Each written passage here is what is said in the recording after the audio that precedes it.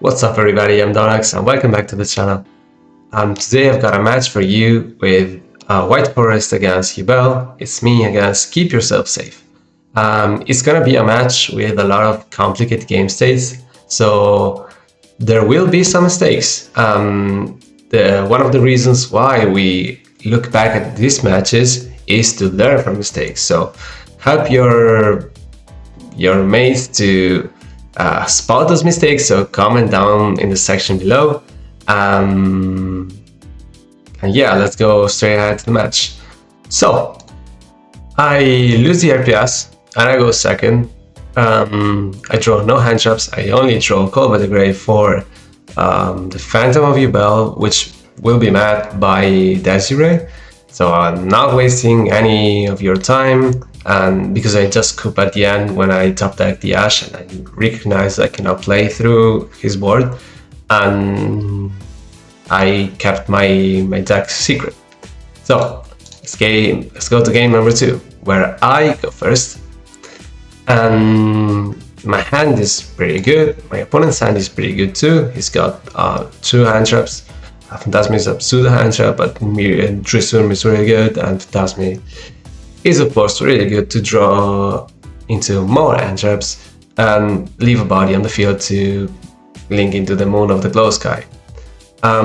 So here I start with Sylvie, because my hand is pretty good. Even if he stops everything I do, I still have Anti-Spell Fragrance, which is killer in this matchup, and so I want to play around roll as much as I can. So Sylvie, first thing, grab my follow-up. If he draws here, I'm fine. I just set 2, pass, and I have 2 hand traps. I have Anti-Spell, I have a Book of Eclipse, and I've got Ball Drake that tributes Drisum, so I have a lot of interruptions. I don't need to commit into the Sang Engine line. But he doesn't draw me, and I can go into Sang Engine. Sang Engine searches Golem, and now Golem plays. Of course, Golem searches the field spell. From here, I don't want to put the shield right now because I don't want to get rid of any of these, and I don't want to play too hard into Nibiru. So I go into the Fiendsmith line right here because I want to check for all the hand traps he's got. So I go Engraver, and now here I could go Chaos Angel pass, but I don't think that's good enough because if he's got an Imperm, I didn't check for it. If he's got an Imperm, I waste my Chaos Angel, and I will not be able to keep it for my turn to push into game in turn 3. So that's why I go for the Fiendsmith line. He drops the Phantasme, draws into an Imperm that doesn't do anything, but he grabs a talent that will be helpful in his turn if he's got a way to clear my anti-spell, of course. So here I go sequence hand. My opponent drops Drisum here, which is the first big mistake of the match. It's not like he is game losing this, because if he doesn't misplay with this Drisum, I still have anti-spell and the 2 pistols, so it's not the end of the game. Like, it wouldn't change too much, but of course that is a mistake. That Drisum basically did nothing except putting a body on the field that is hard to clear for me. So here I go Lacrima. I grab back the Engraver and use the Engraver because I want to have more spells into rotation, and because that's more bodies for me. Yeah, so I go track, discard Lurry special back, then I go SP straight away. I will have to deal with the Phantasme somehow, so I go SP, target is Drisum, it says Phantasme, I chain SP, target SP and Phantasme, that's good. So Shervara places a Chamber, so that's a good extender for him, so he didn't really discard. And then I go Engraver, pop Drisum, because again, I want to clear as many bodies as possible, and I want to be the one making the decisions of what he's gonna send with Drisum, because If I let the Struisum get his turn, he's gonna link it off and he probably chain blocks. That's not what I want to do. So, of course, Struisum, Pulp the Lacrima burn, and then we can drop our Struisum, keeping Baldric because I think it's more valuable in his turn to have a Baldric with the Beatrice. And the Beatrice here not only makes one more interruption for me, which is the Blackout Loves, but it's also a follow-up. So I've got SP, I've got Beatrice, he's got Phantasme, and of course I got Anti-Spell and Woes. So a lot of follow-up, a lot of interruptions, and his own 4 cards, basically. But most of them are dead because they're spells, and Anti-Spell is a good card. So he clears my SP Little Knight, and then he goes Sharvara, go into Rage, set to pass, and here I drop my Baldric. Of course I go Beatrice, dump Azet, and this is really important because I go Woes, special Sylvie grabs the tails, I think. Yes, Sylvie grabs the tails and then Zach comes back to the hand. So I've got a lot of follow-up. I have a way to clear my own anti-spell. He's got only a Rage that does absolutely nothing because I had Blackout Loves that checks for it. So I drop the Baldric and start my turn with Blackout Loves indoor phase because remember, Rage can only be used in the main phase.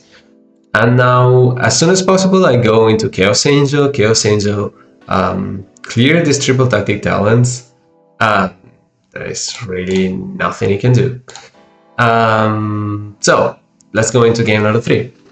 Game number 3, I try to load into Bestials, Phantasmic, Purulia, and all that to have the more bodies as possible on my turn at the beginning of my turn. So I can link away into Moon of the Closed Sky and play it without actually committing from the hand. I drop Rulia and Magnemite, which is a really good combination, especially against YUBEL. And he's only got Fiendsmith to start his combo. So he goes into Lurie, Requiem grabs Fiendsmith Engraver, then he goes into the Necroquip Princess, and I tries to Engraver, put back the Requiem, and I drop Magnemite here, which is the correct spot to drop the Magnemite, of course. Magnemite searching the end phase, he goes Thrust grabs Surf, Terraforming, and then Throne search the Samsara Lotus, the flower. So I got one draw, still not a hand shot. He goes into the Spirit of YUBEL, set Nightmare Pain Pop, grab Gruesome Grain Screamer, he goes Spirit 1, what did he say? Spirit 1, Throne 2. So I got another draw because Nightmare Throne doesn't specially searches and then special. So I draw into Track, which is not very good because I already have the Engraver in my hand. But sure. Going to Yama searches the Unchained Soul of Sharvara, and then he goes into the Phantom of YUBEL. And then Gruesome Grain Screamer gives me another draw, which is another dead draw.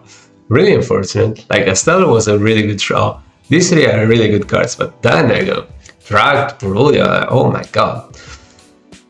Okay, so anyway, it keeps on going with the YUBEL, grabbing a body, and then he goes into the Fiendsmith lineup.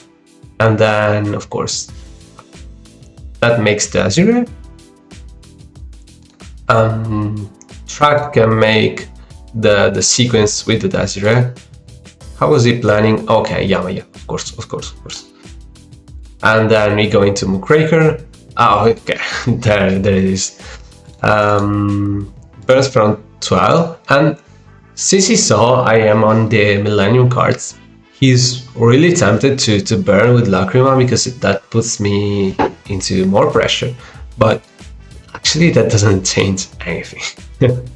So I think this is a good mind game to play with the millennials. They go burn because they think that's more impactful, but actually leaving the body on the graveyard is more impactful because you have more follow-up. But anyway, he goes Muckraker, revive the Desiree, and then he goes Unchained Solo Sharvara, set the chamber, and then he goes Equip, so he's got 2 negates. I grab my Drosworm, and he goes Anti-Spell, Infinite Impairment, so there's quite a lot to play through, but we can do it.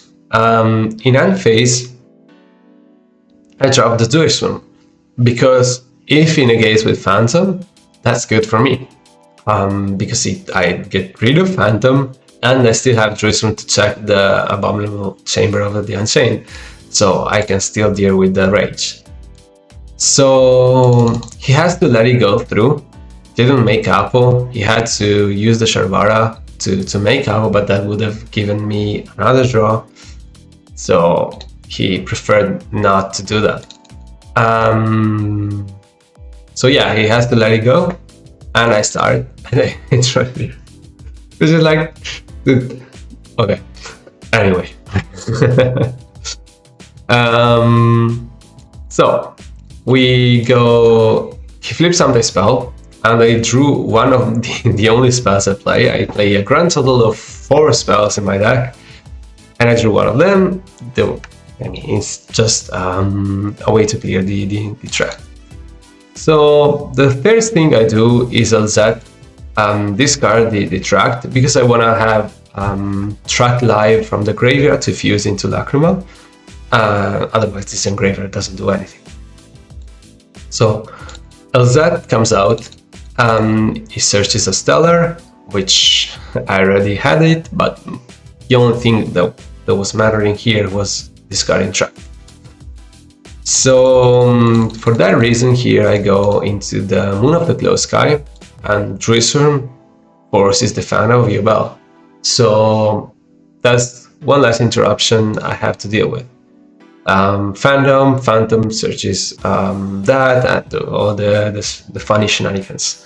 And I go here, Requiem, grab my engraver, and I can force something else with Lacrima. Doesn't drop Baldric for some reason on the Lacrima, but of course it's fine. It goes into Infinite Impairments. That is fine. That is absolutely fine.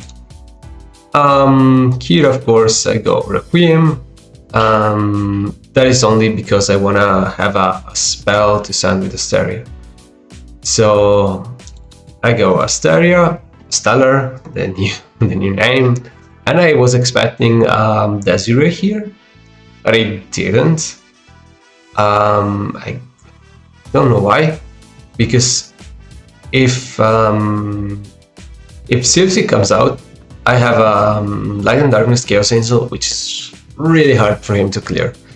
Chamber doesn't do anything, and he only has 2 interruptions, and he has to play them extremely well. So he let that go through, and then he goes Sylvie Effect and grab Woes.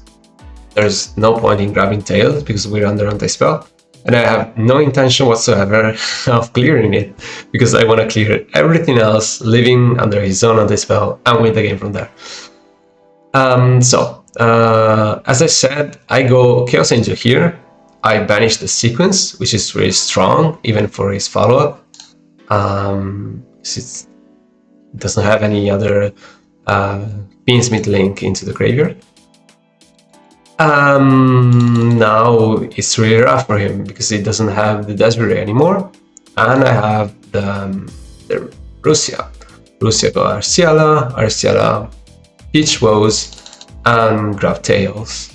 Just as discard Father could have been a Veiler as well, but I think there's not really a point in doing that. Yeah, so on a new chain, a Stellar chaining 1, Woes chaining 2, and he gets met with the Baldric, which is really strong here. Would have been stronger earlier and keep the imprint for a stellar, but that's also fine. And then I have the engraver now, and I want to force the ball drake because, of course, ball drake is a really good interruption. And goes ball drake, tribute the Desiree to, of course, banish my engraver. Doesn't use Desiree. Could shuffle back the Lacrima to pop my either Ciela or my Lacrima. Yes, he didn't want to, any reason. But yeah, now I have line of play. I can steal his Fiendsmith engraver and then go into SP. And SP I can banish something. Whether YUBEL, of course. Of course, it doesn't. I don't want to. I don't want him to float with YUBEL. So I go access code effect. I pop the 2 spells, and I know this is chambers, so that is not really a threat for me. And I basically live on 3,000 life points and doesn't really have a whole lot. He draws the Chaos Summoning Beast. That doesn't really do anything because he cannot crash. Doesn't have an engraver in the graveyard to play, so he really doesn't have anything. And on my turn, I have all my follow-up. I have everything coming back. I have a stellar with the spell to send. It's really hard for him to come back from here. And so they just go and I win the game. So that was that. Some mistakes here and there. Don't think they changed the outcome of the match too much. Julio was really fun because it didn't give me an insane amount of draws, but it gave me enough engine to push through my opponent's board. And Magnamut and Chaos Angel were really great in this match. So hope you liked the video. Leave a comment, leave a like, and subscribe to the channel if you want to see more stuff related to White Forest, to synchro decks in general, and see you in the next one. Bye!